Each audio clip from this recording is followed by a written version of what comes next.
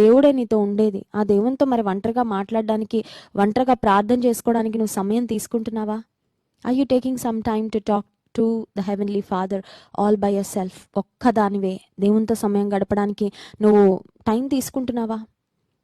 యేసుక్రీస్తు ప్రభు సమయం తీసుకున్నాడు పరలోకపు తండ్రితో మాట్లాడడానికి. కారణం ఏంటంటే prayer is like a fuel to the soul.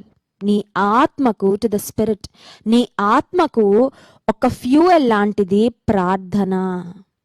మన ఆత్మ ఆరిపోకుండా ఉండాలంటే చూడండి, ఒక క్యాండిల్ లేకపోతే ఒక దీపం వెలగాలంటే అందులో నూనె వేయాలి. నూనె వేస్తూ ఉంటే దీపం కంటిన్యూస్గా వెలుగుతుంది. నీ ఆత్మ ఆరిపోయే పరిస్థితులు కొన్ని వస్తాయి. Maybe the pressures in the world, maybe the failures you face, maybe the distractions you have, maybe the insults you are facing.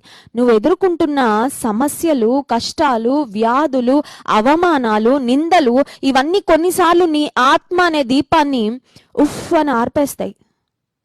ఆ దీపం ఆరిపోయే పరిస్థితులు కొన్నిసార్లు వస్తుంది. అయితే ఎలా అయితే ఒక దీపము ప్రకాశించాలంటే, వెలుగుతూ ఉండాలంటే దానిలో కంటిన్యూస్గా ఆయిల్ వేస్తూ ఉండాలో, నీ ఆధ్యాత్మిక జీవితంలో నీ ఆత్మ ఆరిపోకుండా ఉండాలంటే దేవుని వాక్యం సెలవిస్తుంది, ఆత్మను ఆర్పకుడి.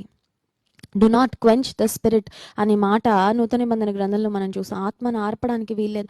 ఆత్మ ఆరిపోకుండా ఉండాలంటే ఏం చేయాలంటే, ఏ ఆయిల్ కొనాలండి? ఏ ఆయిల్ కొనక్కర్లేదు, ప్రార్థనే ఒక నూనె. Keep praying because that is an oil to your spirit.